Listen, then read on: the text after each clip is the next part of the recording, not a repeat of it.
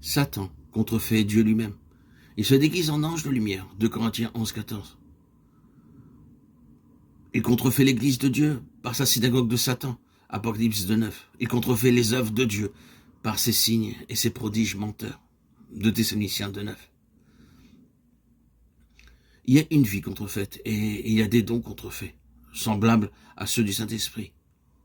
Il y a une puissance divine contrefaite. Il y a des conversions contrefaites, des expériences et des directions spirituelles contrefaites. Satan se servira des Écritures d'une manière fausse pour s'opposer à ce que Dieu veut nous dire par elles. Il y a une adoration de Dieu qui est contrefaite, un enseignement contrefait, des doctrines de démons. 1 Timothée 4, 1. Il y a un baptême de Saint-Esprit contrefait, avec des langues.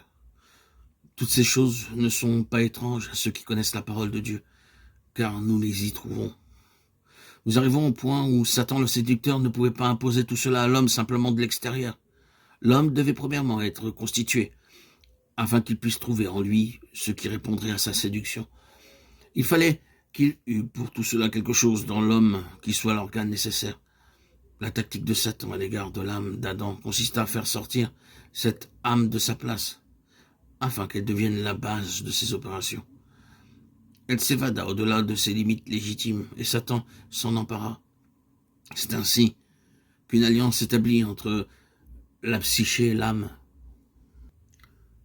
de l'homme et les puissances du mal, et les esprits séducteurs. 1 Timothée 4, 1. L'objectif est atteint, la faculté de discerner le bien et le mal, et Dieu le toléra. L'homme est devenu comme l'un de nous, pour la connaissance du bien et du mal, Genèse 3, 22. Mais à quel prix?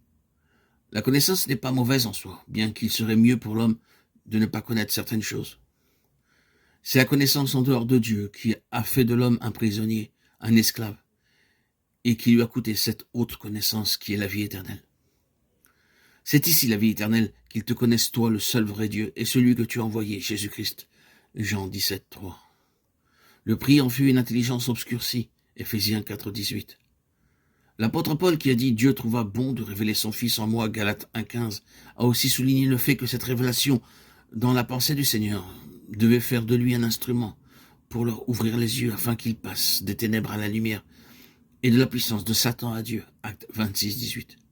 Il a encore dit à ce sujet, Dieu qui a dit que la lumière brille du sein des ténèbres a fait aussi briller sa lumière dans nos cœurs pour que la connaissance de la gloire de Dieu resplendisse en la personne de Jésus-Christ. 2 Corinthiens 4, 6. Lorsque Dieu en Christ se révèle dans l'homme intérieur, la séduction et la puissance de Satan sont détruites et l'homme est libéré. Satan emploiera tous les moyens concevables pour empêcher cette lumière intérieure. Il aura recours à des assauts directs pour détruire les messages, aussi bien qu'à des substituts subtils de la vérité.